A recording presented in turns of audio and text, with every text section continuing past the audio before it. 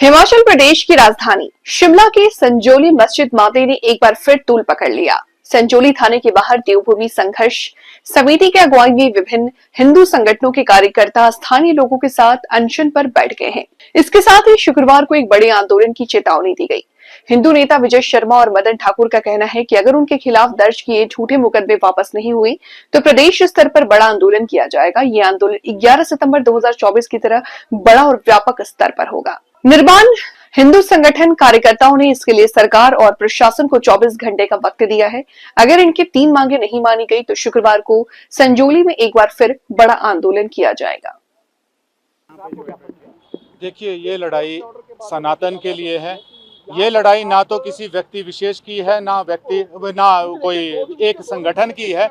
ये पूरे उस सनातनी की है जिनके बच्चों का भविष्य आज चिंता में है। ये उन सनातनियों की है जिनकी माताएं बहनें छोटे बच्चे बाजार जाने से डरते हैं। आज ये उन लोगों की है जो आज अतिक्रमण के रूप में पूरे प्रदेश में एक जो डेमोग्राफी को चेंज करने वाले लोग हैं उनसे बचाने के लिए है। तो मैं आपके ज्यादा ना कहते हुए सिर्फ इतना कहूंगा कि जो बिक गए वो शायद ही इस आंदोलन में आएंगे, परंतु जो सनातनी है अपने बच्चों के भविष्य के लिए लड़ना जानते हैं, आवाज उठाना जानते हैं, वो अवश्य आएंगे। ये लड़ाई आज की ही नहीं है, ये लड़ाई बहुत लंबी जाने वाली है। इसलिए हम संख्या पे ना जाके हम अपने जो हमारा मुद्दा है, जो हमारी अनशन की तैयारी है उस पे है और वो अड़िग है। जो भी प्रशासन ने करना होगा, हम सादर निवेदन कर रहे हैं प्रशासन से। हम किसी प्रकार का खून खराबा नहीं चाहते, हम किसी भी प्रकार की कोई लड़ाई झगड़ा नहीं चाहते। हम आपसे निवेदन कर रहे हैं, विनम्र निवेदन कर रहे हैं कि उस अवैध मस्जिद को आप, जो अवैध ढांचा है उसको आप तुरंत बंद कर दें, उसमें तालाबंदी लगाएं, उसमें बिजली पानी का कनेक्शन काटें, साथ में जो झूठी FIR हैं उसको आप निरस्त कर दें। इतनी सी मांग है। मदन जी, आप कह रहे हैं बिक गए, कौन बिक गए हैं और किसने खरीदा?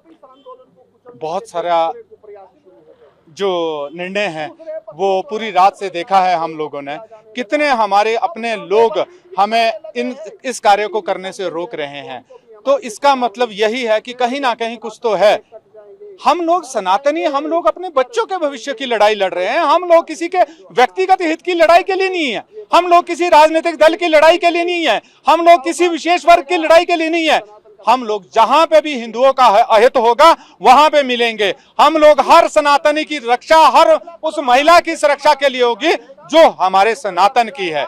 हमारा कोई दूसरा विचार नहीं है। और ये वो ही लोग हैं जो लोग बिक चुके हैं। मैंने पहले भी कहा, वो अपने कदम पीछे खींचेंगे। चाहे मैं सभी से निवेदन करूंगा, वो किसी भी राजनीतिक दल का हो, अब जब अस्मिता अपने बच्चों की हो, जब लड़ाई अपने बच्चों के भविष्य की हो, अवश्य आए।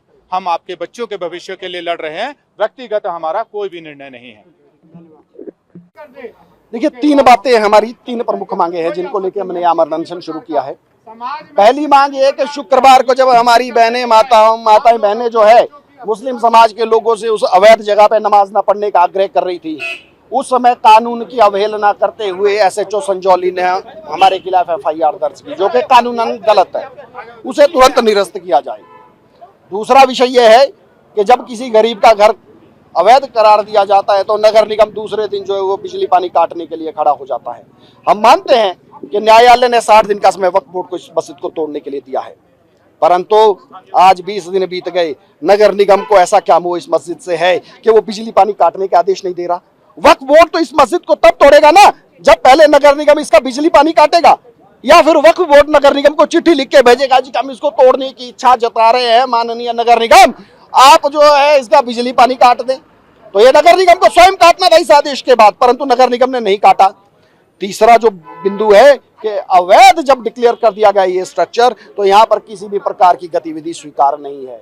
चाहे वीरवार को भी यहाँ की बहनों ने मेमोरेंडम दिया था DC साहब को कि वहाँ किसी भी प्रकार की गतिविधियां वो रोकी जाए, परंतु प्रशासन ऐसा नहीं किया। हमारी तीसरी मांग ये है।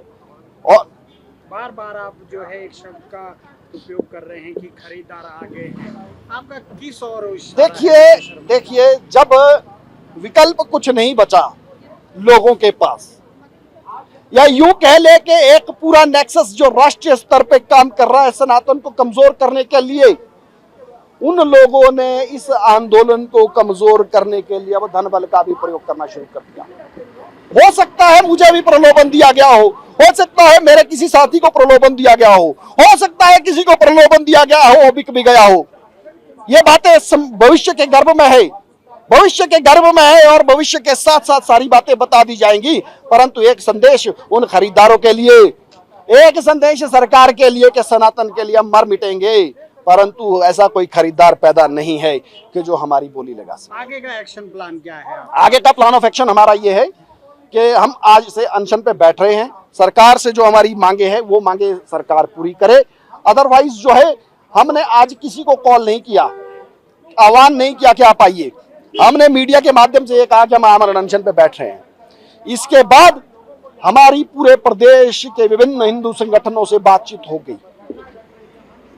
धीरे धीरे करके हम चरणबद्ध तरीके से इस आंदोलन को तेज करेंगे और शुक्रवार आएगा। अगर जिला प्रशासन ने गतिविधियां बंद नहीं की वहां पर, तो शुक्रवार को जो 11 सितंबर को हुआ था दोबारा संजौली में, वो सब देखने को मिलेगा। ये हम स्पष्ट शब्दों में बता रहे हैं, हमें गुरेज नहीं हुआ इस बात पे। जी, आज ये देखिए अनशन का जो ब्रीफ है, मदन जी ने बताया कि जो ये आमरण अनशन है, आज जो प्रथम दिवस का अनशन है, आज हमने इसको जल पे ले लिया है कि जल ग्रहण कर लेंगे। कल से जल का भी त्याग हो जाएगा। सर, आपका जो है शुक्रवार की भी आपने बात की है, तो अभी तो जब तक इसमें कोई स्थायी समाधान नहीं आता, न जाने कितने शुक्रवार आएंगे, तो क्या प्रत्येक शुक्रवार हम स्थायी समाधान की ही बात कर रहे हैं कि 60 दिन का समय है, वक्फ बोर्ड को इसको तोड़ने का है, हम मानते हैं।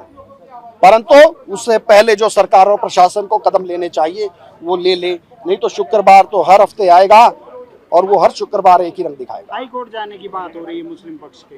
देखिए, एक बात बड़ी स्पष्ट शब्दों में मैं बता दूं, अभी तक हाई कोर्ट में किसी भी प्रकार की कोई अपील दायर नहीं हुई है हमारे ध्यान में, जहां तक विषय है।